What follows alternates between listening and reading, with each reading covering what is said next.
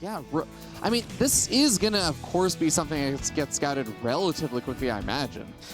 Probably Speed Prism Disruptor, right? That's kind of like the only thing that truly makes a lot of sense in this matchup. I kind of thought he was going to do that against Gummio, but he had a super quick Forge, and he had a very... Wow, we have a second Robo being warped in as well. A second Robo before minute 4. Is it Colossus then? Or do you think it's still just double Robo Disruptor production? I'm confused, mate, but we're about to find out. Is it it's double Robo Immortals with Speed Prism. No. There is our first Disruptor, but we don't have an upgrade yet coming out of the Robo Bay. And I do kind of feel that normally when we go for this kind of an opening, which once more is not super standard, it's not a go-to. Most of the time we talk about the Stargate or the Twilight. The Robo is different. But if we do see the Robo, I feel like we pretty much always see Warp Prism Speed. It's actually looking really similar to a build he did, I want to say, over a year ago in Caster Civil War, where he was playing a PvZ. He basically went for lots of disruptors off a double Robo, and I believe he just was flooding out also Adepts or something to support them. I don't know if you're familiar with the double Rainbow, but I see double Warp Prism over here, Ravi. This is wild, man. Double Warp Prism in a 5-minute game. And Reynor, I do think is actually a bit confused, because you said this is going to get scouted relatively easily. But unless we completely missed it, Reynor has not sent an Overlord at all into the main base, right? Did we miss it? I didn't really catch one. So that is really an interesting decision. I mean, this is one of those maps where I believe the Overlord Peeper Cliff is a bit further away, so maybe he didn't want to sacrifice it and have to send it that far out. But Warp Prism gets out of the main base without really being spotted. The second one, I mean. Okay, this is a great build if we were playing Archon mode. Okay, you get a Warp Prism with speed, I get a Warp Prism with speed. We're going to be all over the place. This would be absolutely fantastic in Archon mode. But last time I checked, it is just Astrea sitting there. So it's going to be incredibly hard to get max value out of 2 Prisms at the same time and 4 Disruptors. But this really is one hell of a build. Reynor has made a couple of Roaches that I don't think were all that useful at first. Reynor is going to see the first Warp Prism with a couple of Disruptors. It's only 2 drones falling. So far that was obviously pretty good for Reynor. But we know that this is just the beginning. There is another Warp Prism out on the map with 2 more Disruptors. Yeah, and they're going to be heading forward now. The kind of funny thing is, it is going to get spotted immediately by the creep, and it's going to be very obvious that there was no way the Warp Prism could have moved around that quickly.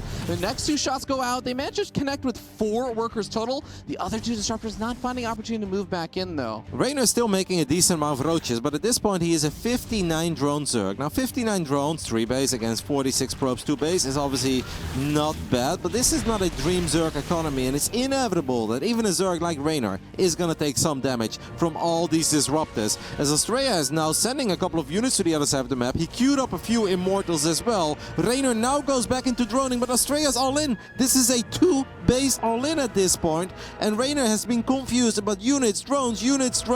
What on earth is this build? But I love it, Ravi. It's so good. The full wall off back at home. No counterattack potential. These units are getting in close to the hatchery, but he decides to pull back. He realizes he's about to be flanked. He tries to flank the flank with his own Warp Prism Disruptor army. He's going to be able to find so many of these Roaches. He gets all of them pretty much. Oh my god. But now I do think it's important for Astrea to go pedal to the metal, right? Every second that goes by is going to be a great one for Reynor. We do have a couple of links, and Rico has been used. Probably just a few Stalkers. Yeah, right? that is exactly what it is. A couple of Stalkers. Astrea knows that the clock is ticking, and the longer this game goes on, the better it will be for Reynor. The more Ravages will be out, the more Queen energy there will be in all these Queens that are going to help out in the battle. Couple of links running into the main base is very frustrating to deal with, but it really is all about this one big attack.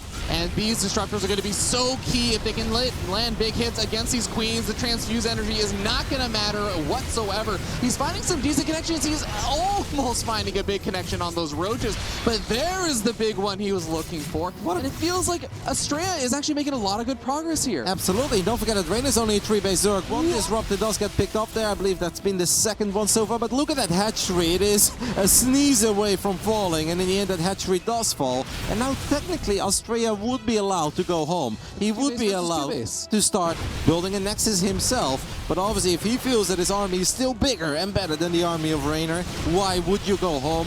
Why would you just not continue pushing? Reynor sending more Roaches out on the map, and that's actually for an all-out counterattack by the looks of it, because he's not using them to flank.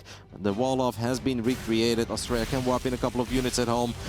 Astrea has an army supply advantage with 2 Immortals and 2 Disruptors in the mix against only Roaches and Ravagers. And of course, it's an army supply advantage with the fact that a bunch of the Roaches are on the other side of the map trying to do counter damage. So if Astrea can break into that natural, that will just be a good game for Reynor. But these Roaches on the other side of the map are doing quite a bit of damage to the economy of Astrea. They are putting a bit of a timer on him to get something done if he wants to continue. At a minimum, he has to prevent that third from going up. He's got to move around over to that third and, yeah, snipe that off at some point. And he's already doing that, and there's nothing that Reynor can do about it, because this Protoss army is ridiculously big. I believe that was a straight-up kill, no cancel even. I didn't see a drone come out of that hatchery. So Reynor loses another 300 minerals, and this army, indeed, that was the second hatch going down. Here come the Novas one more time. The Ravages are trying to buy time, but Astrea with one hell of a build, something that I've truly never seen before. I do think he's gonna get his first win of the day. There he goes, Max Angel. What was that? I love it. Oh my god. Astrea looked at his scorecard and said, look, I know I rated myself a little bit lower, but I should have higher multitasking. I should have higher offense. I should have higher mechanics.